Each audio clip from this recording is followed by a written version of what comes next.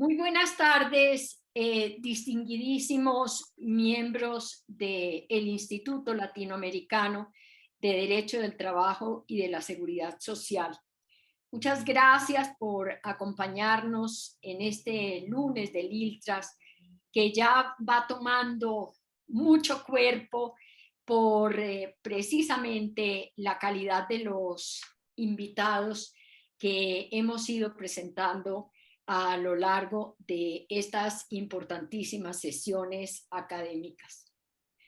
Hoy, por encargo del señor presidente, tengo el inmenso placer de presentar una persona de unas calidades académicas, personales y que realmente honra este espacio y que sea la oportunidad para agradecerle al doctor Jesús Enrique Caldera Infante, doctor, profesor de Derecho Constitucional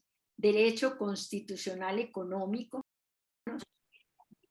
con Scopus y autor de ID, ORCID, WOS Research, índice H5 Scholar Google, es decir, un académico de tiempo completo. En estos momentos, el doctor Jesús Enrique Caldera Infante se desempeña como director de la Oficina de Relaciones Internacionales de la Universidad La Gran Colombia.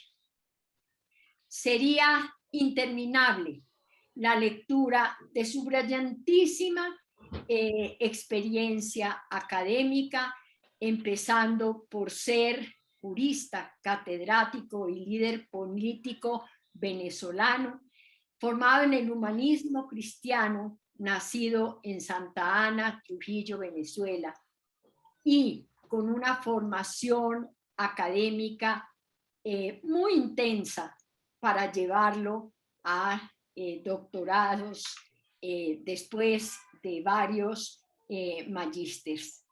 Tiene actividad docente y vamos a publicar esta hoja de vida que es verdaderamente admirable.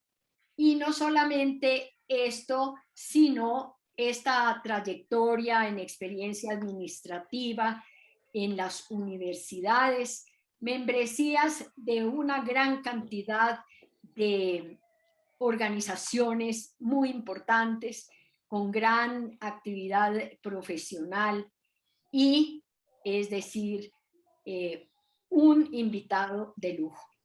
Muchísimas gracias, doctor Jesús Enrique, por aceptar esta invitación y el tema que usted ha escogido precisamente para acompañarnos en el día de hoy no puede ser ni más actual, ni más llamativo, ni más importante. El auditorio es todo suyo, doctor Jesús Enrique. Muy buenas tardes, doctora Marta Monsalve. La saludo con gran respeto, estima y consideración. Valoramos mucho su trayectoria, su obra, su legado, en función del derecho, del trabajo, de la seguridad social, de la forja de valores y de esa pedagogía del trabajo que dignifica y enaltece la vida humana. Al Instituto Latinoamericano del Derecho del Trabajo y de la Seguridad Social, a sus autoridades, a sus distintos directivos, mi palabra de felicitación y de reconocimiento, a la vez que les invito a que continúen con esta dinámica de sembrar reflexión y sentido crítico ante un mundo que, así como se globaliza, al tiempo también se deshumaniza. Y el trabajo como hecho social, no escapa a esta situación que padece la familia humana en su conjunto, pero que viven muy de cerca los trabajadores en sus distintas connotaciones. Máxime quienes están en la franja de la informalidad o de la contratación precaria o de situaciones de tratamiento migratorio irregular. Y a ello, en parte, destinaremos algún espacio de nuestra disertación. Agradecer a las personas, a los amigos y hermanos que desde distintos países siguen a esta hora esta conversación. Para todos, además de mi gratitud, mi amistad fraterna y mi cariño. Agradezco entonces tanto este momento porque hace que vengan a mi memoria faenas que vivimos en tiempos estudiantiles y también de mis inicios como abogado en Venezuela. Por allá en el año de 1991, me recibo de abogado y justamente se estaban celebrando 90 años de la encíclica Rerum Novarum de León XIII, que como ustedes saben, tenía en la cuestión social, en la cuestión obrera, y algunos por allí la llaman la cuestión proletaria, la gran médula de la reflexión. Es decir, el obrero en ese tiempo, su condición humana y la situación que frente al Estado, frente al capital y frente a los patronos, era escudriñado y analizado por esta importantísima obra que marca el inicio de la doctrina social de la Iglesia o del magisterio o de la pastoral de la Iglesia Católica frente a estos temas. El año 91, el Papa Juan Pablo II, santo de la Iglesia, nos daba una encíclica también muy rica en contenido, Laborem Exercens, es decir, el ejercicio y la actividad del trabajo y la exaltación de la dignidad humana y de la dignidad del trabajo humano.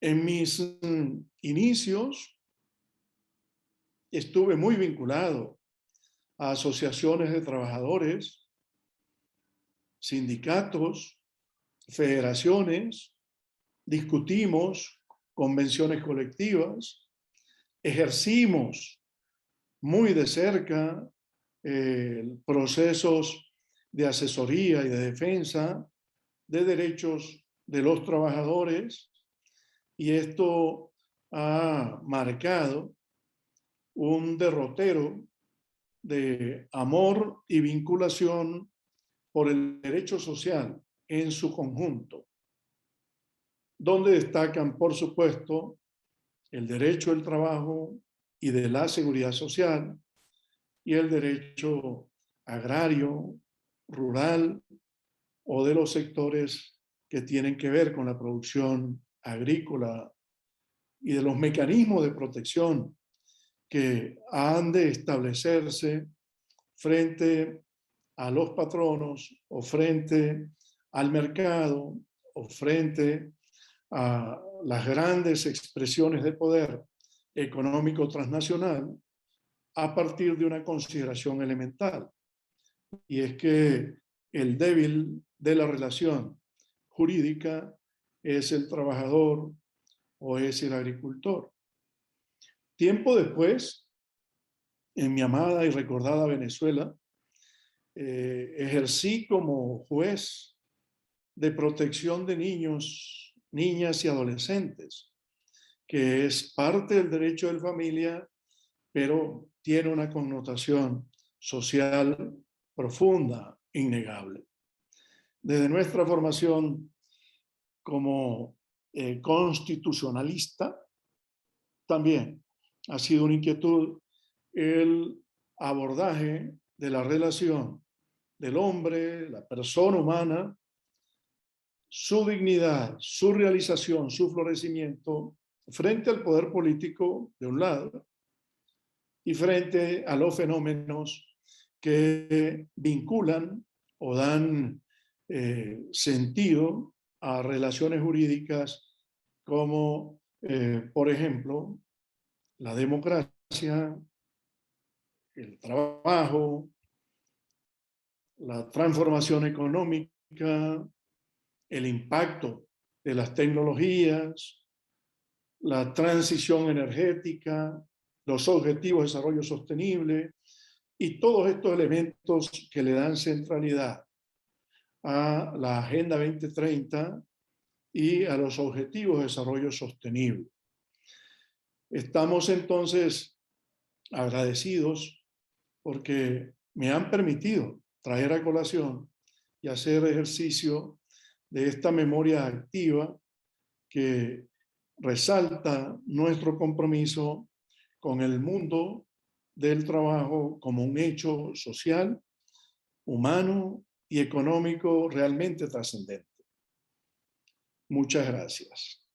La exposición va a versar sobre 3 ejes. El primero tiene que ver con dignidad humana y lo vamos a calificar como el respeto que merece la persona por el hecho de serlo, por su condición humana. El segundo tema tiene que ver con la precarización laboral en contextos de gran impacto en la vida del hecho social del trabajo a partir de 2 fenómenos: la tecnología y la condición migratoria o de género de las personas. Y el tercer tema tiene que ver con el que denominamos derecho humano fundamental a un nuevo orden mundial. Todo bajo un paraguas conceptual que hemos venido articulando, que denominamos biocracia. Además de concebir la democracia como un derecho fundamental, últimamente trabajamos una línea de investigación sobre una concepción del poder político que no excluye el económico, destinado al cuidado de la vida, horizonte largo de futuro de la humanidad, la protección de la persona, es la pragmática de los derechos humanos aquí y ahora, y el cuidado de la naturaleza como casa de todos, así definida en diversas culturas étnicas latinoamericanas, y también por el Papa Francisco en su encíclica Laudato Si del 2015. Dignidad humana y el hecho social del trabajo. Como dije antes, la dignidad humana es la condición de respeto de la persona por el hecho de serlo, por su condición de persona, por su naturaleza humana. La dignidad humana es un valor, es un principio y es una regla constitucional. Como valor, marca unos óptimos alcanzables de la vida en la comunidad política. como principio funda y se hace vinculante porque determina los cometidos y los fines del Estado como expresión jurídica de la comunidad política. Y como regla constitucional genera una condición de vinculatoriedad, de imperatividad, que el Estado, sus órganos y sus agentes y la comunidad internacional deben respetar para que la persona alcance realización humana, plenitud humana. La dignidad humana, como ustedes bien lo saben, trae un vigor determinante luego del derecho constitucional y convencional de la Segunda Posguerra Mundial. Y no hay que olvidar que el derecho fue instrumentalizado por regímenes absolutistas y totalitarios que negaban las libertades, ultrajaban a la persona y la sometían a una cosificación. No hay que olvidar que el fascismo y el nacionalsocialismo y otros ismos de distinta naturaleza también se valieron de leyes, también hicieron uso de procesos con jueces y con fiscales para someter a una situación de genocidio y devastación humana a millones de personas. De aquellos horrores hubo un acto de reflexión y un acto de contrición de la comunidad humana. Y se crea en 1945 las Naciones Unidas y se aprueba su carta fundacional. Y allí un elemento cardinal es el reconocimiento del respeto que merecen las personas por ser inherentes a su dignidad, el que el Estado las valore, las reconozca y permita su plena realización.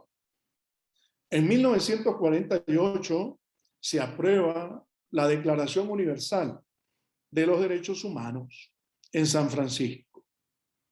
Y allí todos somos iguales en derechos y en dignidad. Y no basta con que los derechos estén enunciados. No basta con que se proclamen. Se tienen que materializar en la esfera de la vida de la persona, asumida desde el plano convencional como un sujeto merecedor de respeto, llamado a la plenitud de sus talentos y sus capacidades. Y esta Declaración Universal trajo consigo lo que denominamos el convencionalismo humanista supranacional,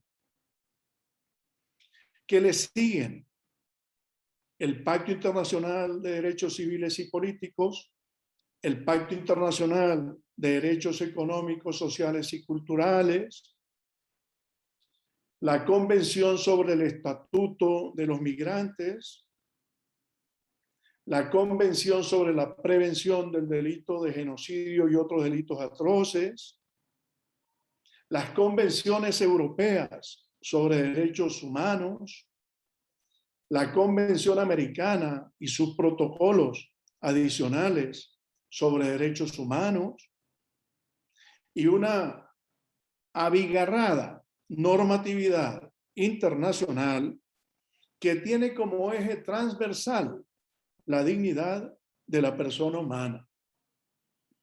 Y entonces, que es un valor, un principio y una regla constitucional que es esencialmente normativa, tiene también consigo un elemento axiológico que da una principialística que nos lleva incluso al escenario de la ética y de la moral de la comunidad internacional y de el Estado como gran actor de la misma en una conciencia jurídica universal y en una comunidad de pensamiento jurídico, de opinio juris necessitatis, de valorar y respetar a la persona por el hecho de serlo.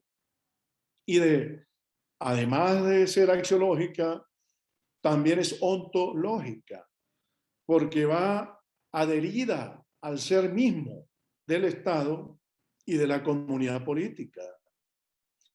Y la dignidad humana, más allá, también tiene un elemento teleológico potente, porque los fines y los cometidos del Estado tienen que ceñirse de manera invariable a su materialización. Vamos ahora a ver en qué consiste desde la normatividad de este humanismo constitucional que predicamos, que no es otra cosa que el reconocimiento en los regímenes constitucionales nacionales internos de aquello que ya dijimos se denomina convencionalismo humanista supranacional.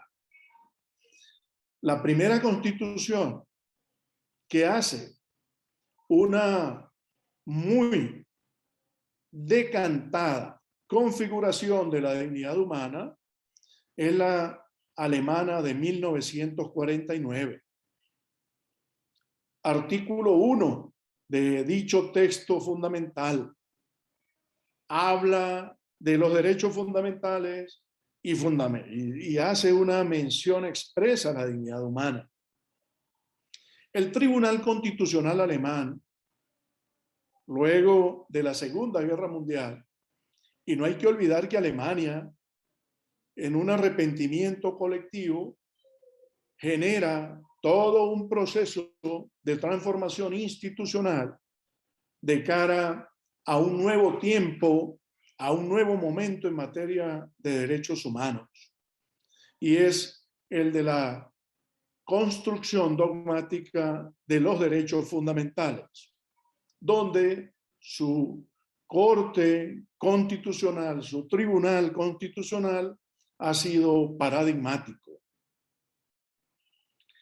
Dignidad humana que luego es recreada en la Constitución italiana, en la Constitución de Portugal, en la Constitución española de 1978, en la Constitución de Colombia, artículo 1 de 1991 esta, la Constitución de Paraguay de 1992, artículo 1, la Constitución de la República Bolivariana de Venezuela de 1999 y otras. Este constitucionalismo humanista tiene en la dignidad humana un principio fundante. Y allí me detengo entonces a mirar la parte pragmática de la dignidad humana. Ya nos referimos a su carácter normativo como valor, como principio y como regla. Ahora voy a hablar de la parte pragmática o de la funcionalidad en el mundo de la vida de la dignidad humana. Ella está asociada, primero, al proyecto de vida valioso que elige el ser humano en libertad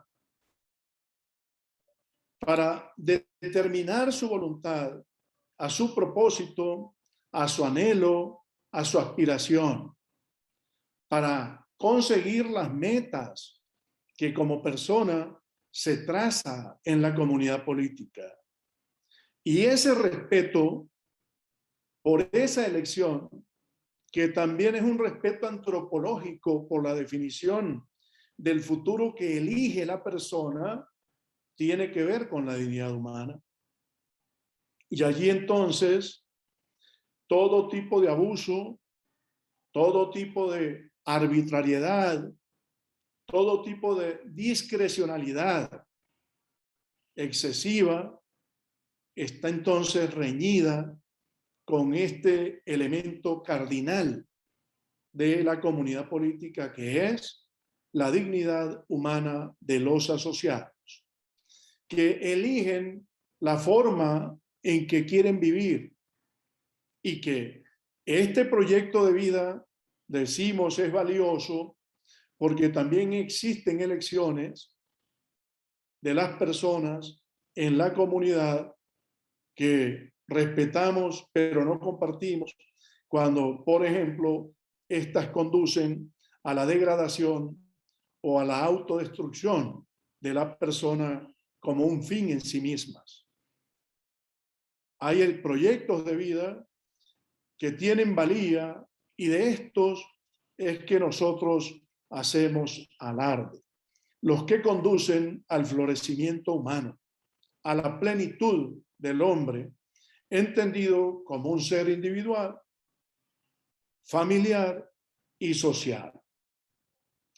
Proyecto de vida que al realizarse con el goce efectivo de los derechos consagrados a su favor como titular de los mismos, le permite felicidad personal y posibilita su contribución a la construcción de una sociedad justa, equitativa, amante de la paz, una sociedad donde prevalezca el bien común sin sacrificar la individualidad de las personas que son, como les digo, un fin en sí mismas. El otro gran derrotero de la dignidad humana en su funcionalidad en el campo de la vida tiene que ver con las condiciones materiales e inmateriales para una vida decente. Es una vida que valga la pena vivir, es una vida que tenga sentido, es una vida donde los derechos sean respetados y garantizados y efectivamente satisfechos y honrados, y donde el Estado no eluda el deber que tiene de promover, garantizar, proteger y satisfacer de manera plenamente efectiva los derechos fundamentales de los asociados. La dignidad humana tiene entonces un tercer elemento que es potente, y es que la vida ha de vivirse sin daños, sin intromisiones indebidas, sin humillaciones, lejos de la miseria y de la pobreza, como dice la Declaración Universal de los Derechos Humanos. Es vivir una vida que tenga sentido y una vida que valga la pena vivir. No son procesos de sobrevivencia o de control biológico de la existencia o de situaciones de supervivencia al límite los que marcan la felicidad humana. Ellos, por el contrario, o por exceso o por defecto, son la negación del respeto que merece la persona por el hecho de ser persona. Y como hablamos de dignidad humana, también tenemos que entender que esta es la médula dorsal del discurso de los derechos fundamentales. Es decir, si habláramos en términos asertivos de la protección o de las garantías de los derechos fundamentales y desconocemos que están edificados axiológica, normativa y teleológicamente sobre el pilar de la dignidad humana, estaríamos entonces pecando por desconocimiento. En la sociedad actual, hablar de derechos fundamentales es hablar de dignidad humana realizada, protegida, garantizada, materializada en el plano de la vida concreta del ser humano. No es un enunciado hueco, como decía el libertador Simón Bolívar.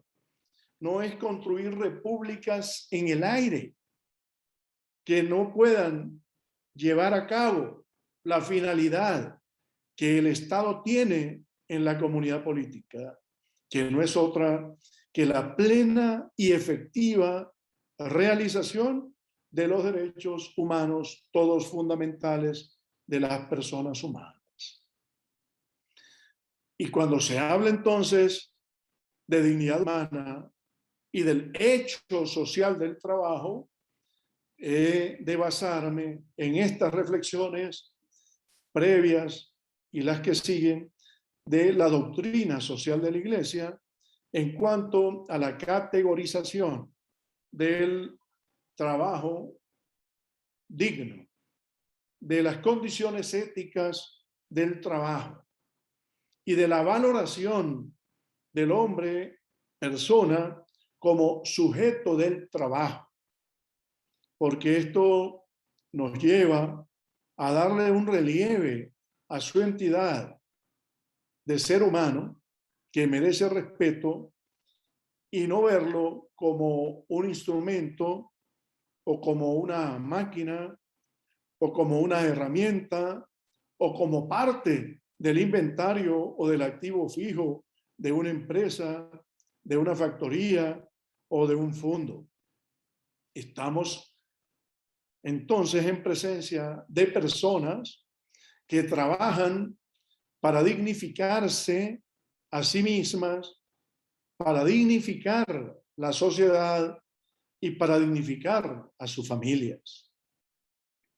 Y allí es donde entra entonces en cuestión el tema del hombre y el trabajo del hombre en contextos de telematización, en contextos de creciente expansión de la tecnología, en contextos de mirar alrededor y mirar las cosas nuevas que tenemos, donde las herramientas y los dispositivos de telecomunicaciones en la sociedad del conocimiento han generado mecanismos de contratación o de máquinas que reemplazan a los hombres o de hombres que ya no tienen la condición de personas porque su relación de trabajo se ha precarizado de tal manera que terminan ellos siendo funcionales a las máquinas y no las máquinas funcionales al hombre. Me refiero concretamente a las muy valiosas plataformas de lo que llaman trabajo autónomo, donde hoy por hoy vemos que existen cientos de miles de personas realizando este tipo de labores, pero su patrono es virtual.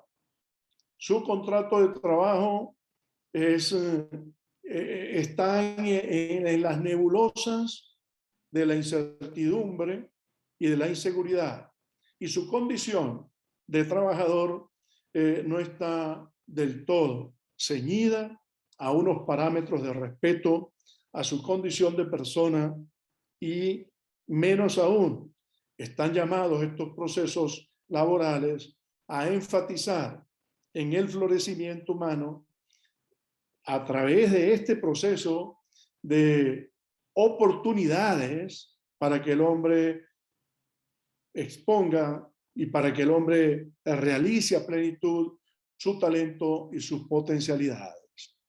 Y de otra parte, el tema de la precarización, que es extensísimo, aquí lo voy a referir de manera muy puntual a migrantes en condición irregular y al tema de género de las mujeres y, por qué no decirlo con toda honestidad, mujeres migrantes, que son de verdad victimizadas y revictimizadas por el género y por la condición migratoria que ellas en un momento determinado tienen.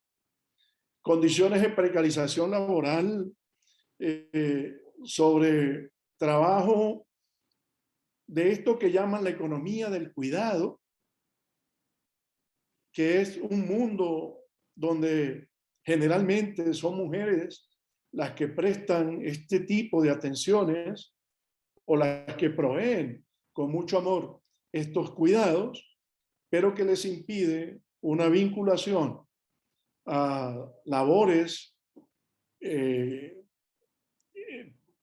bien remuneradas o con remuneración decente, como establece la aspiración universal del objetivo 8 de los ODS, o el trabajo domiciliario, el trabajo de atención domiciliaria o trabajo a domicilio, que tampoco tiene hoy por hoy, pese a los grandes esfuerzos que se hacen, una sensibilización y un compromiso creciente de la comunidad internacional para revisar, para reformar o para ajustar patrones legales, incluso comportamentales del Estado mismo y de la cultura de la exclusión, de la discriminación o del menosprecio en muchos casos por este tipo de actividades. Hablar de precarización y hablar de precariado como un segmento de la población que va desde lo informal hasta lo irregular, siempre pone de presente una situación de déficit y siempre pone de presente planes de mejora y siempre pone de presente iniciativas que tenemos que emprender para que este tipo de hermanos y hermanas que padecen esta situación tengan desde el derecho y desde la institucionalidad, el Estado, sus órganos, sus agentes y la comunidad internacional, todas respuestas, porque allí observaríamos una situación que en Colombia se denomina estado de cosas inconstitucional o estado de cosas contravencional, llamo yo, porque tenemos la Organización Internacional del Trabajo, que ha hecho una labor maravillosa en sus más de 100 años de existencia. Tenemos convenciones, tenemos mecanismos e instancias de la OIT que están actuando y siguen laborando en función de la regulación y en función de dar respuesta a estas grandes demandas que tiene la sociedad y el mundo del trabajo, pero creo que hay que enfatizar en dos elementos. En una mirada de futuro, la robotización del trabajo, la mecanización telemática del trabajo, el impacto que va a tener el Internet de las cosas, la Big Data, la inteligencia artificial, van a generar procesos de transformación de las relaciones de trabajo. Y así como hay una velocidad rauda que es de unos niveles impresionantes en la evolución de todo este mundo de la ciencia, de la mecánica y de la tecnología, el derecho no se puede conformar con llegar como los bomberos a la hora de apagar el incendio.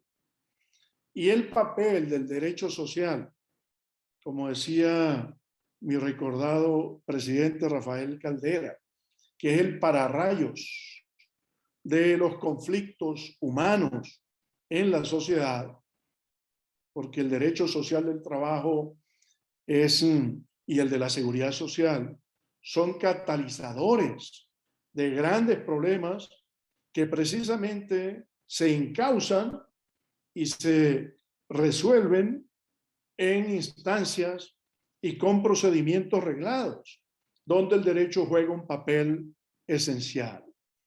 Pero no podemos conformarnos con lo que hicimos, y creo que así como León XIII en 1891 reflexionaba sobre el sistema comunista y el sistema capitalista hace 110 años atrás, nosotros tenemos que plantarnos aquí y ahora como ILTRAS y como organizaciones que generamos reflexión, debates y discusiones para ver cuál va a ser el papel de la regulación laboral y de la seguridad social frente a este enorme desafío y frente a este enorme reto que implica la transformación del mundo del trabajo por la tecnología, y de cómo serían las respuestas que desde el derecho tendríamos para que la persona no quede a merced de las máquinas, sino que las máquinas estén en función de la persona.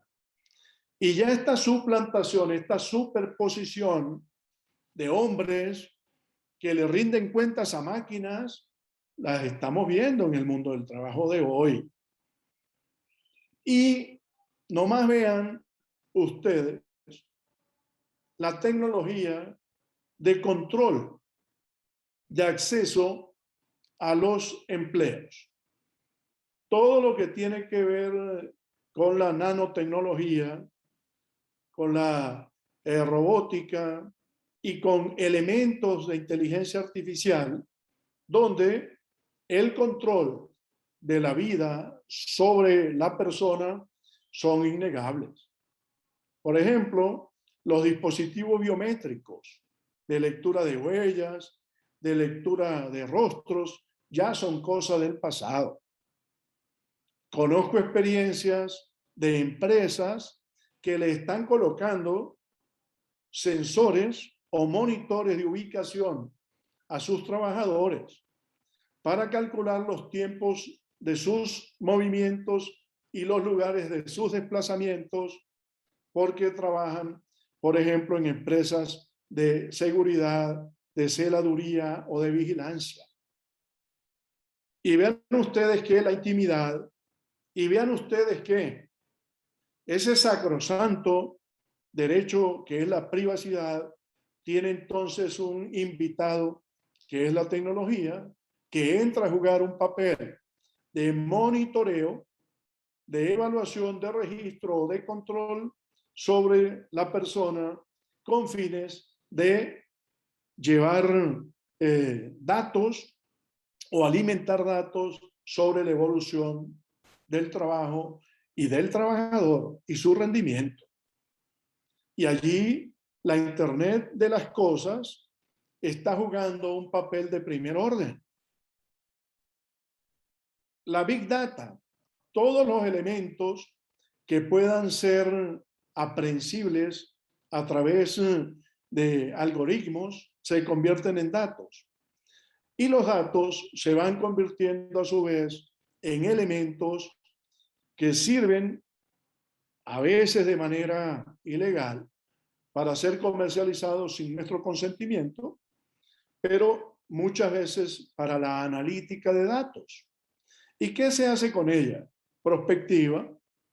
¿Y qué se hace con ella?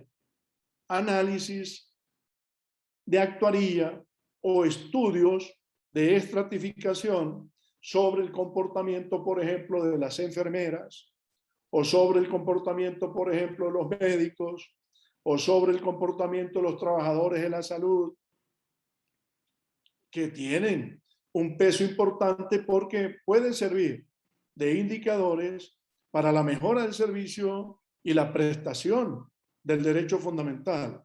Pero ¿qué tal que terminen en manos de las grandes farmacéuticas del mundo y que éstas sean inductoras de demanda de productos de acuerdo a prescripciones que con códigos tienen a través de la inteligencia artificial mercados cautivos para, por ejemplo, llevar a cabo ventas de moléculas o ventas de productos que no necesariamente sean demandados, pero que sí inducidos a partir de estos elementos. Y con relación al mundo de la migración, este tema de la movilidad humana asociada al trabajo, ustedes mejor que nadie saben de la informalidad, que los nacionalismos excesivos han puesto por sobre el más alto umbral de importancia al Estado mismo y a ciertos segmentos de lo nacional antes que la persona y su dignidad. Que como la Declaración Universal lo dice, es igual en dignidad y derechos, nazca donde nazca, sea del color que sea, crea en lo que crea, piense en lo que piense y esté donde esté. Por eso nosotros hemos venido trabajando este tema de una visión humanista del constitucionalismo y de la convencionalidad, para que la xenofobia, la exclusión y todos estos procesos que se están dando puedan ser con pedagogía y educación para la hospitalidad, para la acogida y para la fraternidad con el que llega, en una migración donde su vínculo con el derecho, su vínculo con la legalidad, no sea para excluir, porque hoy tenemos personas en condición migratoria irregular y estos quedan por fuera de la seguridad social y quedan por fuera del sistema formal del trabajo. ¿Y qué están haciendo los estados? Incrementando la masa de trabajadores en condición de informalidad y abriendo ocasión para el tráfico de personas, para la trata de personas, para toda suerte de abusos de aquellos que, válganme la expresión, venden su fuerza de trabajo para sobrevivir en condiciones de miseria y de hambre.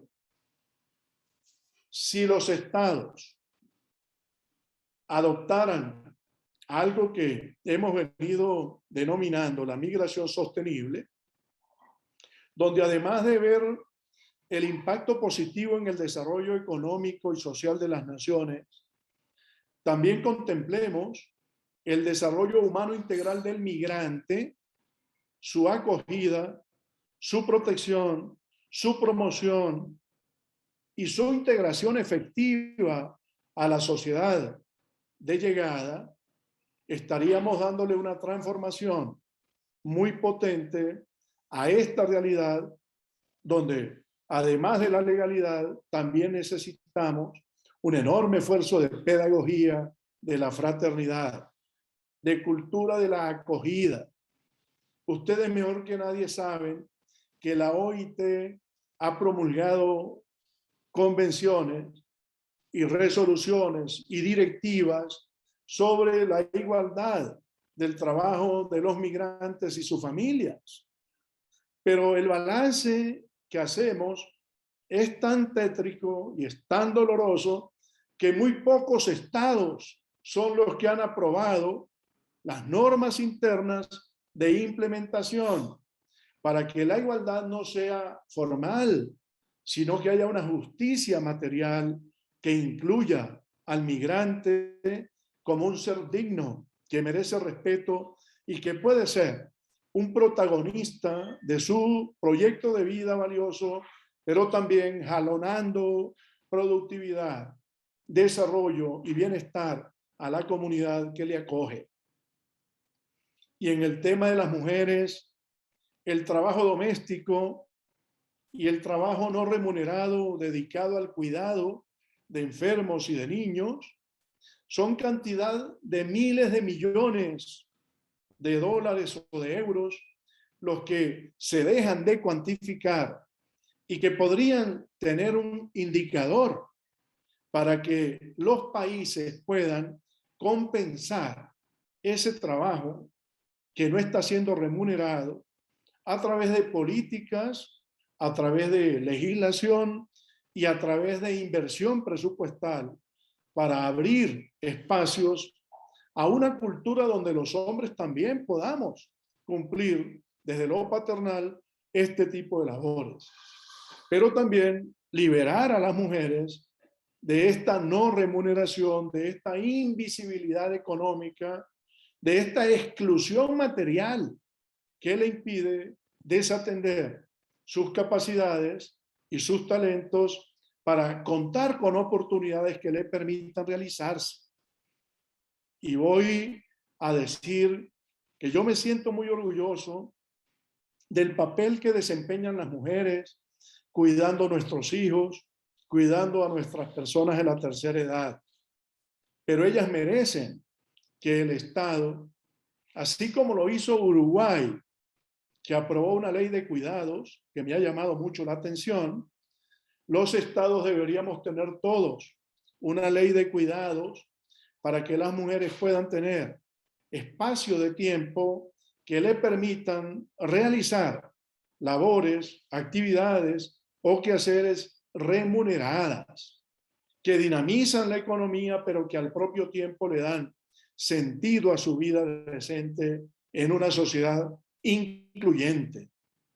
Y el Estado tiene que crear la capacidad económica suficiente para remunerar, así sea a través de mecanismos innovadores, como por ejemplo mínimos vitales para el cuidado a las mujeres que quedan en casa, con un porcentaje de lo que es un salario mínimo, y que se cree todo un sistema y toda una articulación que permita que estos recursos puedan a su vez dinamizar la economía y el tiempo que estas mujeres ya dispondrían para sus labores productivas, contabilizarlo con un incremento en su dignidad humana primero, en su utilidad social primero, en su inclusión económica primero, antes que ver Producto Interno Bruto y demás indicadores economicistas, que es como se mide hoy el desarrollo, pero que invisibilizan a muchas mujeres, a millones de mujeres en el mundo que están en esta situación de precariedad laboral y de exclusión, incluso más que de precariedad, de invisibilidad, porque no tienen ningún tipo de instrumento que les garantice que su trabajo, que es tan importante y es tan poderoso para la familia y para la sociedad, tenga este estándar de doble remuneración por vía de compensaciones estatales o también a través de instrumentos que le permitan que sus hijos vayan a guarderías, que los servicios públicos funcionen o que tengan unas condiciones de vida decente. Y es con lo que voy a terminar, con el denominado derecho humano fundamental al nuevo orden mundial. Es la tercera parte de la intervención y con esta voy a terminar, para no abusar del tiempo y que la audiencia, si quiere, haga algunos comentarios o preguntas. Yo les invito a una lectura del artículo 28 de la Declaración Universal de los Derechos Humanos.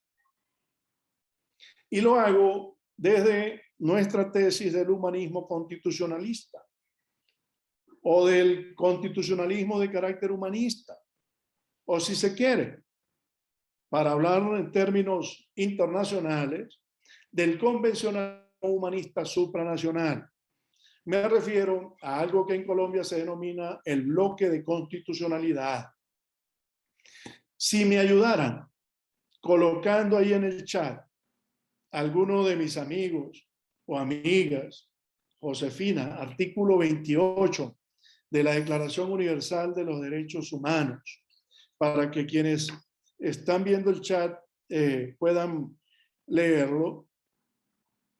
Desde esta comprensión que llamamos biocracia, donde el poder político y también, ¿por qué no el económico?, está dedicado al cuidado de la vida, a la protección de la persona y de la naturaleza, en un estado donde la democracia es vista como un derecho fundamental que realiza los demás derechos humanos fundamentales, que tiene un elemento procedimental, formación de mayorías, pero que no agota una urna electoral y un voto, no agota una democracia, porque los autoritarismos también suelen darse un baño de María popular haciendo consultas electorales. Y eso no les quita ser ni totalitarios ni autoritarios, sino que vemos la democracia también desde un punto de vista sustancial. Y es la dignidad de la persona humana y el goce de sus derechos lo que marca la diferencia para que entre derechos humanos, democracia y Estado de Derecho exista una tríada de valor que potencie el proyecto de vida valioso y permita la realización humana. Pero este tema que surge del artículo 28 de la Declaración Universal de los Derechos Humanos, el cual de memoria voy a tratar de recordar, dice lo siguiente: todas las personas tienen derecho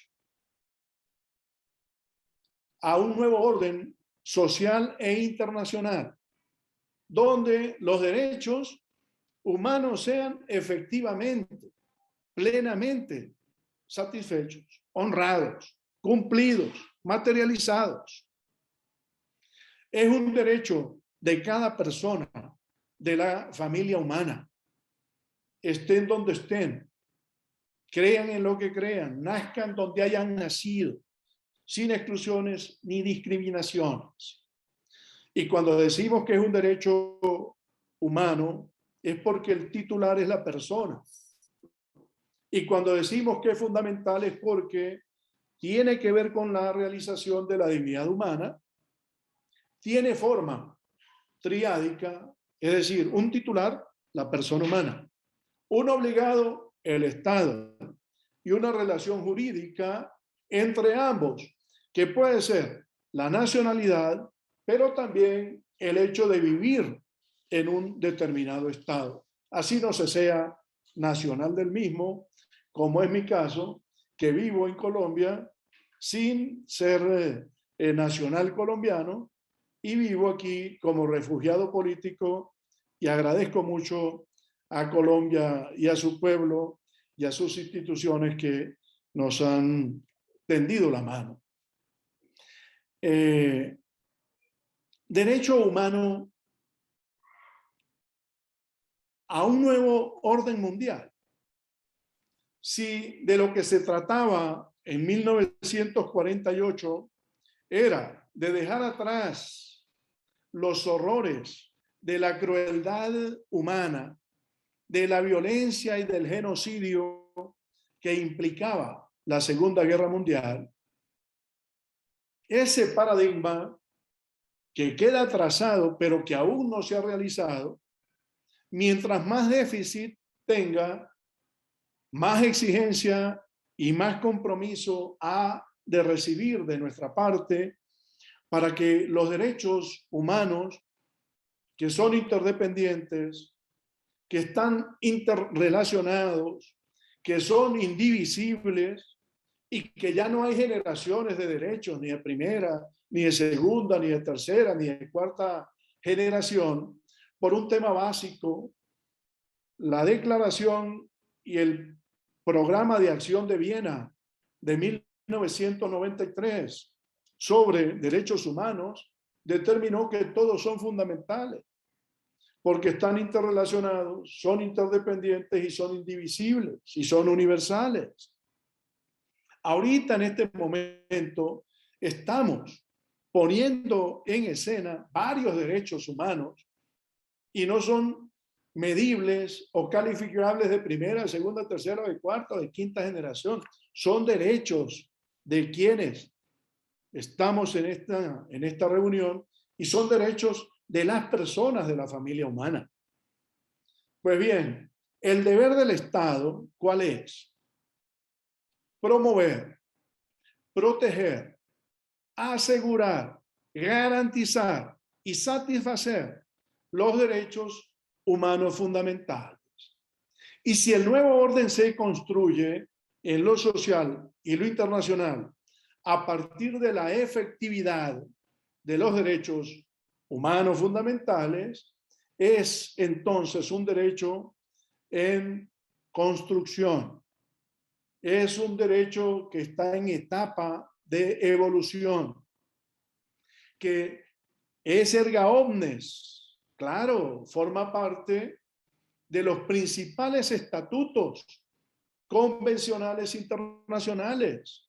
Y se dice que una norma es erga omnes cuando trata sobre derechos humanos que no pueden ser modificadas y que los estados han ratificado y que tienen que cumplir conforme a la Convención de Viena de buena fe a través del principio de la pacta sunt servanda, que no es firmar convenciones a diestra y siniestra a la loca, que el Estado, cuando asume un compromiso internacional con la OIT para los trabajadores, los patronos y el Estado mismo, en ese tripartismo maravilloso que predica la OIT, no es para que queden en el anaquel del olvido o para que el Congreso de la República nunca más legisle o para que los administradores se sientan los amos y señores de una estatalidad dominante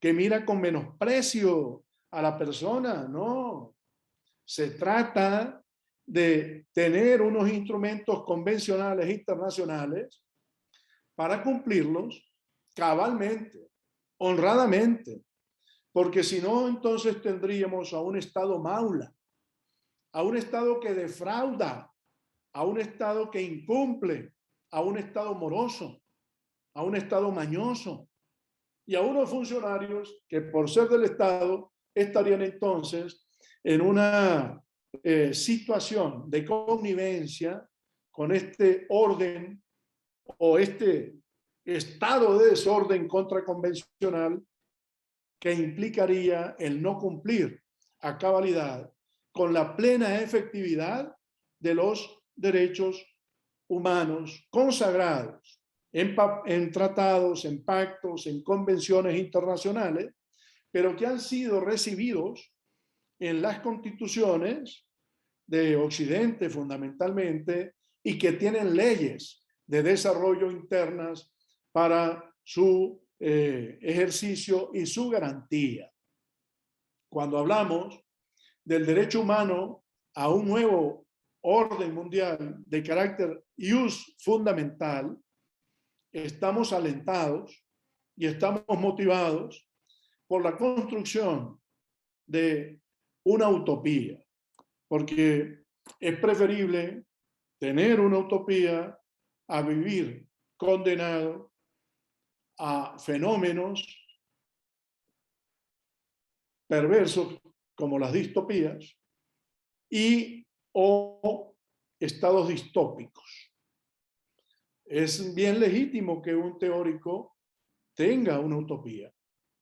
Y así como León XIII en 1891 miraba hacia el futuro, yo hoy, aprovechando este escenario del ILTRAS, los invito a que planteemos la mirada hacia el futuro, a que rehumanicemos el derecho, a que redescubramos el valor y el principio de la dignidad humana como un elemento fundante del trabajo humano, que es una labor excelsa y trascendente, que veamos al hombre como sujeto del trabajo pero que veamos al hombre desde una subjetividad llamada al cultivo de las virtudes, al despliegue de las potencialidades, al desarrollo de los talentos, propiciando desde el Estado, sus órganos y los órganos internacionales de la comunidad mundial toda suerte de oportunidades para su plena y efectiva realización. Hablar de fraternidad, hablar de amor, hablar de hermandad, hablar de respeto, hablar de misericordia y hablar de compasión no son para nada ajenos, ni son categorías reñidas con la sensibilidad de un abogado. Nos hemos petrificado en una literalidad y en una gramaticalidad que nos impide ver que detrás de un expediente hay seres humanos vivientes, sufrientes y sintientes que merecen ser respetados y que tienen derechos. Cada uno de los trabajadores de las empresas, cada uno de los desempleados del mundo, cada una de las mujeres que no tiene hoy oportunidades, por lo que hemos señalado antes, cada uno de los migrantes que deambula a merced de la incertidumbre, de la explotación, de la informalidad, de la ilegalidad o del trabajo esclavo, que también hay trabajo esclavo, cada uno de ellos son hermanos que merecen ser considerados como tales, que no puede ser indiferente nuestra mirada y no puede ser ausente nuestro compromiso frente a su condición humana y su situación de vida. Son seres portadores de una ilusión, son seres recipiendarios de una esperanza, son seres que llevan quizá roto y quizá fracturado el corazón, pero tienen derecho a rehacer su proyecto de vida y a vivir una vida en condiciones decentes, con trabajo decente, en un estado que cuide la vida, que proteja a la persona y que haga todo cuanto esté a su alcance para cuidar de la naturaleza. Entonces, dignidad humana, precariedad en el mundo del trabajo en estos dos aspectos y este nuevo orden mundial, social, internacional, político y económico a la luz de nuestra consideración del humanismo cristiano en parte y de el constitucionalismo humanista que venimos predicando y de el convencionalismo humanista supranacional vigente del que la OIT forma parte en un altísimo pináculo de respeto y consideración de mi parte y que el ILTRAS como instituto ha sabido cultivar y ha sabido llevar adelante a través de la reflexión, del estudio, del debate y la discusión con sentido crítico para que cada vez más tengamos sensibilidad y compromiso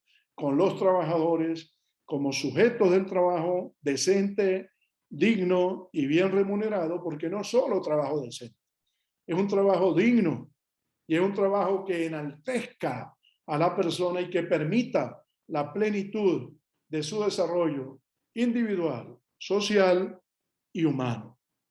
Con estas reflexiones, invocando la amistad entre nuestros pueblos hermanos y agradeciendo a la Universidad de la Gran Colombia por la oportunidad que nos ha dado de ser parte de su staff como director de Relaciones Internacionales y a la doctora Marta, mi colega de esfuerzos académicos e institucionales en pro de este ideal y de este sueño, mi gratitud. Tenemos derecho a tener esperanza. Que la fatalidad, que la tragedia, que los déficits, que todas las mermas y todos los incumplimientos que en materia de derechos humanos se dan,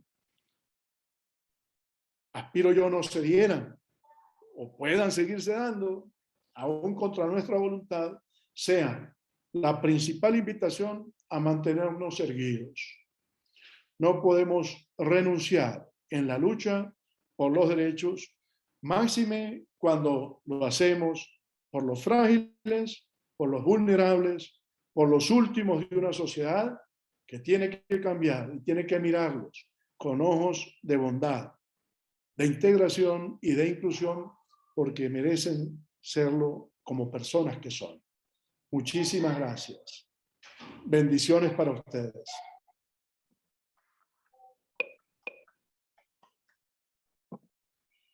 Excelentísima disertación, doctor Jesús Enrique.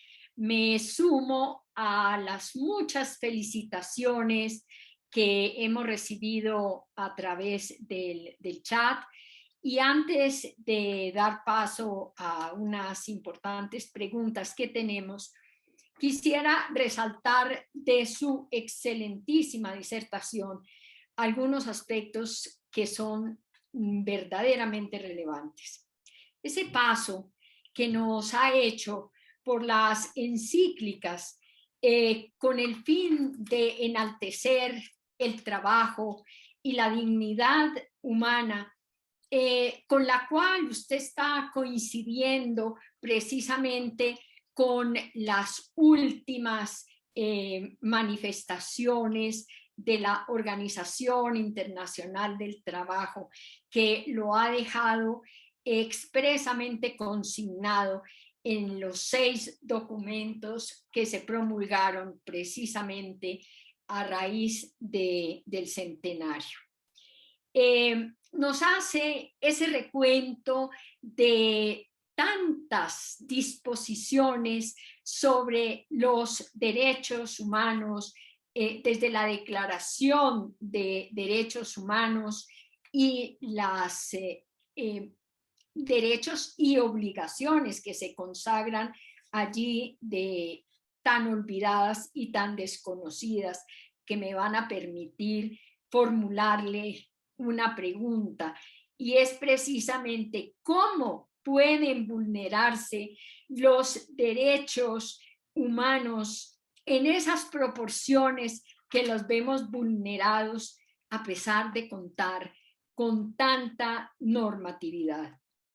Expresa también la importancia precisamente del trabajo, en donde en este momento tenemos cifradas todas, y diríamos las únicas esperanzas de recuperación que tenemos después de esta hecatombe, de este cataclismo de la pandemia, como la ha titulado precisamente el director de la Organización Internacional del Trabajo. Hace una alusión importantísima a los cambios en el trabajo, pero ¿cómo de esa tecnología, que es un importante avance y la cuarta de las revoluciones, precisamente a través de la historia a las cuales usted se refirió, está originando precarización y está originando otro fenómeno muy destacable, que es precisamente la discriminación de la mujer, precisamente por razón del cumplimiento de su misión como madre y precisamente cuidando los hijos, que la alejan de esas velocidades de la tecnología que no le permitirán precisamente desarrollar las tareas en la misma condición de los hombres. Pero también es muy importante esa alusión que ha hecho a la migración, fenómeno que no es nuevo, está ligado a la historia de la humanidad, sino que por razones políticas, sociales, económicas y de estos tiempos tan difíciles se ha precisamente incrementado. Y por último, llegar a ese aspecto tan importante en el cual destaca el artículo 28 de la Declaración de Derechos Humanos, precisamente en cuanto a ese nuevo orden mundial, me parece que es todo un reto y que lo tenemos que asumir como tal. Muchísimas gracias, doctor Caldera Infante, por esta maravillosa disertación, y le reitero la pregunta que le hice y además las que nos formulan doña Rosa, que nos acompaña, y a todos que les agradecemos tantísimo su presencia, igual que la pregunta que formula Miguel Negrón. Entonces, le ruego, doctor, darle respuesta a las preguntas que le hemos formulado. Muchísimas gracias. Si gustas, las leemos. Dice Miguel Negrón: ¿cómo se debe interpretar la biopolítica desde la visión Michael Foucault en la configuración del nuevo orden mundial en el campo? Ok. Biopolítica. El sentido Foucaultiano, el término, tiene que ver con los dispositivos de control de la vida. Hay que recordar que Foucault estudió el tema de la sexualidad, pero también el funcionamiento de nosocomios, cárceles, manicomios, y el elemento central era control de la vida. Biopolítica, en el sentido Foucaultiano del término, es un control donde la autonomía termina siendo interferida. Nuestra comprensión de la biopolítica se aleja de la noción Foucaultiana, en el sentido de que bios, del griego, y política, volcada como disciplina a la felicidad humana y al bien humano, al bien de las personas, al bien común. Para nosotros biopolítica tiene que ver con esta redefinición de hacer de la política un instrumento para el esplendor humano y la vida humana. En el concepto de biocracia nosotros trabajamos cuidado de la vida, y es pasar de un estado clásico donde lo formal es lo que cuenta, es decir, una enunciación literal de derechos sin que se ausculte el nivel pragmático de realización de los derechos, y eso es lo que las constituciones tenían hasta este nuevo tiempo del constitucionalismo contemporáneo, que procura justicia material más que enunciados formales. Y en la comprensión del cuidado de la vida, para nosotros es la consideración del hombre como portaestandarte de la comunidad política, que merece dignidad y que merece respeto por el hecho de vivir en la comunidad política. Que se protege la persona. La mejor manera de protegerla es garantizando y satisfaciendo efectivamente sus derechos, porque tener derechos es como tener derechos para no disfrutarlos efectivamente, es como acontecía con aquella mamá del cuento que compraba el carrito y le decía a Miguelito o a Jesucito, a Chuchito, bueno, el carrito va a estar en la vitrina, va a estar en el estante, es suyo, pero no juegue con el carrito. Y claro, la ilusión era mayúscula, pero también la insatisfacción y la frustración era inenarrable, porque frente a los demás, Chuchito o Miguelito tenían un carrito, pero era de hablas, un acto de hablas. No era el disfrute de aquella recreación o de aquel divertimento que en un niño es tan elemental. Y si pongo este ejemplo tan pedestre, tan rupestre, tan básico, también lo voy a elevar un poco con el discurso de Bolívar en Angostura o el discurso de Bolívar en la declaración, el famoso manifiesto de Cartagena. Bolívar decía, estamos formulando unas repúblicas que aspiran a abarcar tanto que no sé cómo es que vamos a realizar todo lo que la aspiración de estos grandes teóricos que se está llevando a la letra en artículos pueda ser traducida en la vida práctica.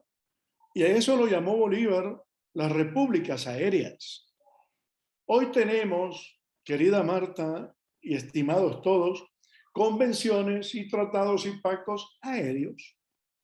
No porque traten de la aeronavegación, sino porque no se realizan en la esfera práctica de la vida del ser humano, porque se han convertido en enunciados que no se traducen materialmente en un acto de justicia ni de disfrute del derecho, sino que forman parte más bien de este oscuro y grisáceo espectro de un Estado que no satisface derechos y que genera estado de cosas inconstitucionales o estado de cosas contraconvencionales, porque hay violaciones masivas de derechos, porque no hay políticas públicas que las prevengan, ni que las corrijan, ni que las eviten, porque no hay presupuesto para satisfacer esos derechos que no son necesidades, son derechos humanos esenciales, y porque no hay una cultura de valoración de la vida del otro como un nosotros, porque hay un menosprecio por el otro, y porque cuando yo soy gobernante, siento que soy el amo y el señor del Estado y no llego a comprender que el Estado está al servicio de la persona y que es un simple mandatario, así se le denomina, mandatario, porque los mandantes primarios somos nosotros, porque quienes tenemos la potestad somos las personas humanas.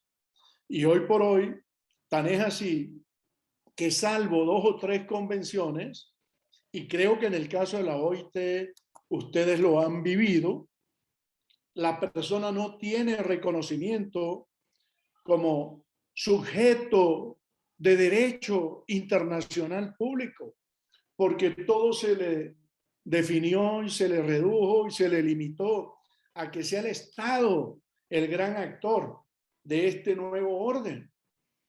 Y es así, y es tan así, que el ius standi, es decir, el derecho a poder litigar en una instancia internacional, queda reducida a unos órganos de intermediación. Por ejemplo, en el sistema interamericano, la Comisión Interamericana, pero que no está en ningún estado de América, en ninguno de los miembros de la OEA, y que uno tiene que hacer una fila interminable para ver si algún día alguien allá en la comisión estudia su caso y después de un trámite engorroso, a los 3 años demandan en la Corte Interamericana, porque no hay cercanía de estos mecanismos de garantía, porque no hay acceso y porque no tenemos una reforma y una transformación por medio de la cual los estados asuman el deber de propiciar instrumentos, instancias y procedimientos internos que hagan valer las convenciones, los tratados, los pactos internacionales. Y otro tanto acontece con los enunciados constitucionales. O sea, desde nuestra comprensión de la política, no es un control biológico con fines electorales o con fines políticos, ni con fines de manipulación del ser humano. Para nosotros el poder político está al servicio de la persona, la economía al servicio de la persona, el Estado al servicio de la persona. Y vamos a pasar de un Estado clásicamente monopolizador del dominio, que llaman incluso administrado a la persona humana, le dicen administrado. Y hay que ver lo que es un administrado, quien está sujeto al dominio de otro. Yo estoy diciendo que nosotros somos sujetos de derecho y que en vez de llamarnos administrados, en el enfoque basado en derechos humanos, nosotros somos agentes de cambio, protagonistas y además hacedores de la transformación de la vida en sociedad. Somos sujetos de derecho, titulares de derecho, no administrados.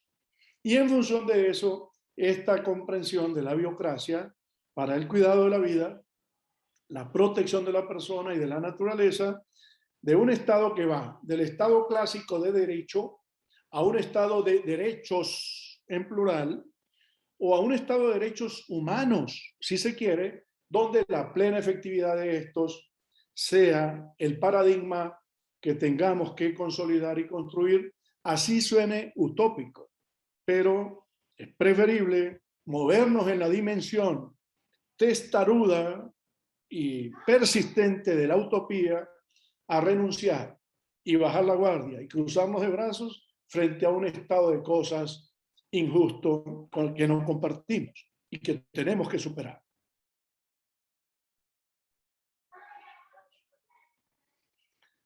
¿Alguna otra pregunta? Muchísimas gracias, doctor. Vamos a pasar a unos comentarios con el doctor Sebastián Copoleta, si tiene algo que aportar a esta. Sí, bueno, muchas gracias, Julio. Bueno, mis felicitaciones al doctor Caldera por su exposición. Tengo un listado de cosas que he anotado, todas muy interesantes, desde cuestiones de género, cuestiones de migrantes, derecho internacional público. La verdad que tengo aquí anotado. Pero quisiera unos breves minutos para centrarme en un tema puntual, que es el tema del proyecto de vida. ¿Sí? Aquí en Argentina, yo estoy hablando de Argentina, soy el coordinador de ILTRAS, uno de los coordinadores de ILTRA en Argentina. Desde el año 2015, con la sanción de un nuevo Código Civil y Comercial, ahora tenemos en esa normativa el daño al proyecto de vida. Y el doctor Caldera hizo referencia a esto. Mi participación, y también en forma de pregunta para el ponente, es si este reconocimiento del cuidado al proyecto de vida de la persona que trabaja implica repensar límites al poder de organización y dirección empresario. Porque por lo menos, yo sigo hablando de Argentina, nosotros tenemos un sistema de despido libre, con un pago indemnizatorio. Pero claro, ese sistema de despido con pago indemnizatorio está pensado desde un punto de vista contractualista, es decir, se indemniza básicamente la pérdida de la capacidad salarial, y punto, y no pasa de ahí. El legislador laboral del año 74, que es la Ley de Contrato de Trabajo argentina, lo pensó desde ese punto de vista. No creo que esté en este sistema el cuidado del proyecto de vida de la persona que trabaja, porque como lo expuso el doctor Caldera, si mal no lo interpreto, cuando se produce el despido, la persona queda expulsada del mundo de trabajo con un daño a su proyecto de vida y pasa a ese sector de la irrelevancia, de la invisibilidad. Tal vez, digamos, esta concepción del cuidado del proyecto de vida de la persona que trabaja nos va a llevar a repensar todo el sistema de indemnizatorio y tal vez darle más entidad a la parte de seguridad social, que creo que también estuvo en su disertación. Así que bueno, muchas gracias por las ideas y dejo esto como marco para charlar. Gracias. Mira, Sebastián, muchas gracias. Y ya a Rosita Camacho, ahora le respondo. Proyecto de vida, valioso. Tiene 3 ejes y lo voy a resumir porque no quiero hacer otra explicación extensa, no. Lo resumo. Proyecto de vida valioso. Difiere del libre desarrollo de la personalidad y aquí una connotación ética de nuestra visión. El libre desarrollo de la personalidad justificaría que una persona caiga en el mundo de la autodestrucción por vicios o adicciones, respetable, pero cualquiera diría, ese es el libre desarrollo de su personalidad. Pregunto, ¿se desarrolla? Pregunto, ¿cultiva su personalidad? Pregunto, ¿alcanza realización humana una persona que tiene este tipo de elección, por más libre que parezca o sea? Cuando hablamos de proyecto de vida valioso, nos estamos refiriendo a aquel que está asociado a la autonomía de la persona, a la independencia de la persona, pero que jalona su aspiración a una vida mejor, en tanto en cuanto su propósito de futuro, su línea de acción de porvenir, en cuanto a metas y aspiraciones, le conduzcan y le determinen a la consecución de las mismas, es decir, realización humana. Tú eres argentino y yo, joven, quise ser jugador de fútbol y que me contratara el River Plate. Yo decía, caramba, yo tengo suficiente talento como para estar al lado de Francescoli más adelante. Pero ¿qué pasaba? Que mi inclinación por el derecho me llevaba a acariciar más los libros que el balón. Y aquello que para mí era una bonita empresa, un gran emprendimiento humano, terminó siendo motivo de grandes satisfacciones. Y hoy entiendo que ser abogado y estar dando esta charla es lo que a mí me ha permitido decir, he cultivado un proyecto de vida que ha valido la pena porque estoy haciendo lo que me gusta, lo que creo que es útil y para lo que me he formado. Y además, quiero marcar positivamente a cientos o a miles con mi manera de ver este sentido humanista del derecho en función de la realización humana. La primera connotación es esa. El segundo tema del proyecto de vida. Perú es pionero en el tema del proyecto de vida, pero lo vincula el maestro Carlos Fernández Cesarego a la teoría de los daños. Y en el caso de Argentina hay una aprobación recientísima que tú citas, que también está asociada en el Código Civil a los daños. El daño al proyecto de vida. En Colombia, el Consejo de Estado lo llama daño a la vida en relación. Es decir, más allá del daño moral, del lucro cesante, del daño emergente, está toda esta afectación de la vida en relación. La Convención Americana, cuando habla de dignidad humana, y la Corte Interamericana han venido definiendo desde la dogmática el concepto de proyecto de vida.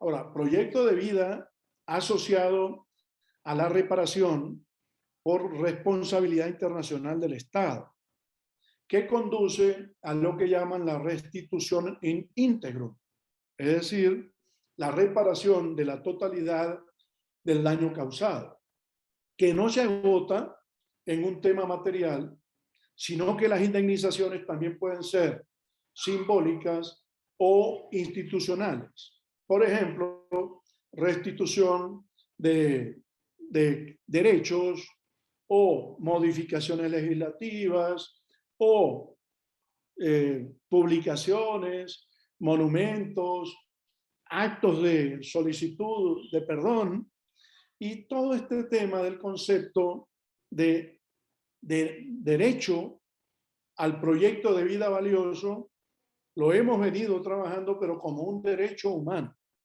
A la biografía, decía Hannah Arendt, no sé si han leído ustedes ese tema, que Hannah Arendt habla de la biografía. Yo tengo derecho a escribir mi propia historia. Hay un autor venezolano, José Vicente Villalobos Antúnez, que habla del derecho humano a la autobiografía. Yo estoy trabajando el tema de el derecho a la elección libre y autónoma de un proyecto de vida que valga la pena vivir. ¿Asociado a qué? A la dignidad humana y a la plenitud de los derechos que se hagan efectivos en la esfera vital del ser humano. No solo en la teoría de los daños, que es muy importante, y ya las aseguradoras han venido trabajando mucho para refutar esta construcción civil del proyecto de vida, y en el ámbito del derecho al trabajo, que es la tercera consideración, yo quisiera dejarte la siguiente reflexión a ti y al público. Es muy importante que el debate no se limite a la teoría economicista del trabajo. Es decir, no solo es lo indemnizatorio, no solo es lo patrimonial. El trabajador tiene derecho a realizarse a plenitud. Él, como un ser social que también tiene familia, pero que también forma parte de una comunidad. Y esta dimensión holística, humanística, ética y, si se quiere, teleológica del trabajo como un propulsor de la realización humana tiene que entrar a formar parte de las consideraciones que en materia laboral, asociado a proyectos de vida valioso, han de ser objeto de consideración y de análisis. Porque mire lo que acontece, por ejemplo, en la condición de los migrantes que hoy están invisibles y que trabajan 12, 14 y hasta 16 horas.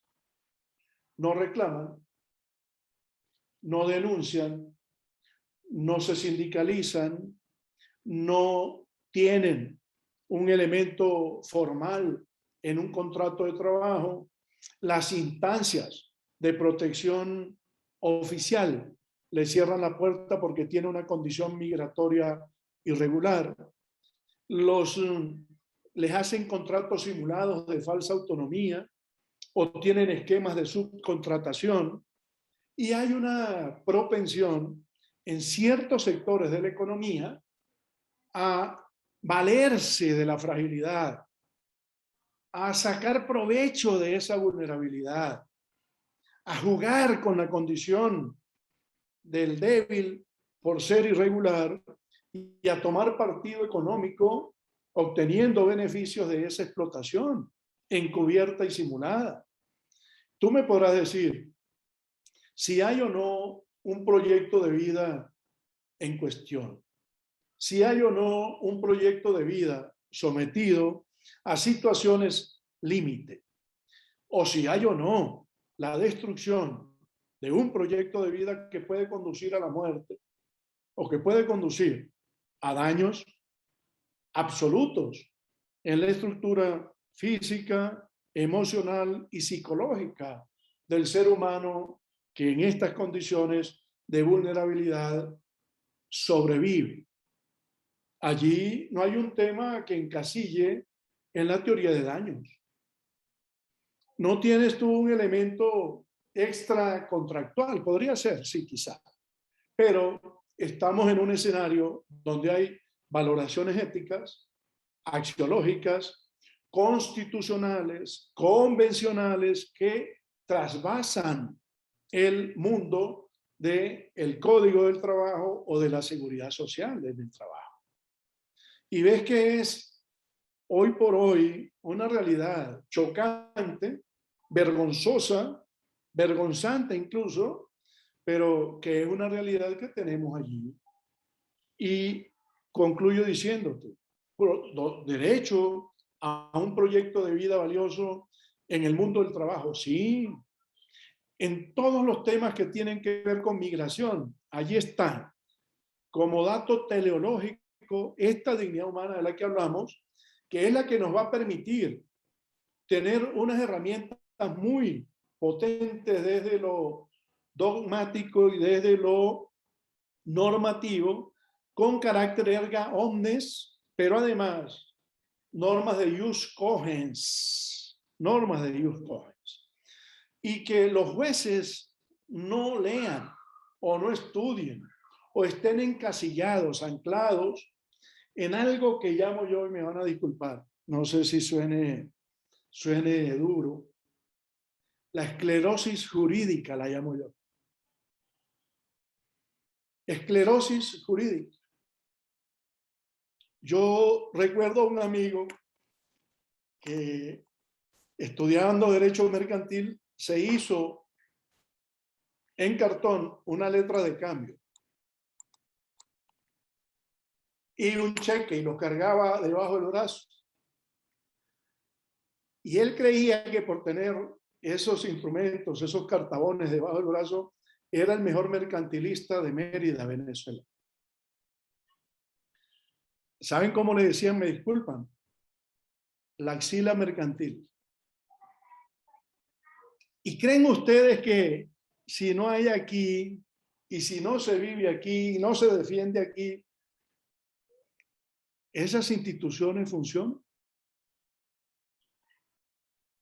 Y ese es el reto. O sea, nosotros estamos en una civilización de un positivismo que Kelsen incluso, miren cómo es el tema, Kelsen incluso, cuando hablaba de positivismo, ¿sabe dónde tomó Kelsen las primeras fuentes para su positivismo objetivo?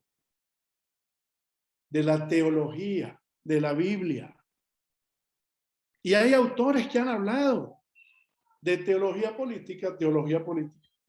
Entonces nosotros tendríamos entonces que empezar a hablar, y se me ocurre en este momento para contestarte y culminar, de una teología jurídica, donde sin el rito y sin todos los elementos que tienen que ver con la religión, sí hablar de una construcción que desde la afinidad nos aproxime a ver al hombre como un próximo, como un hermano, que no es indiferente su dolor al juez ni al fiscal, no debería serlo. Sí, la realidad a veces nos da bofetadas. Y la esclerosis jurídica, Sebastián, de ese literalismo y de ese gramaticalismo que no permite interpretaciones pro homine, ni funcionales, ni interpretaciones pro operario en función del débil o del excluido, sean hoy una realidad potente. Pero no podemos bajar la guardia. Tenemos que seguir. Y nuestra lucha es la lucha de muchos, es la lucha de millones que hoy están sin derechos, pese a que formalmente para ellos se enuncian y se proclaman derechos.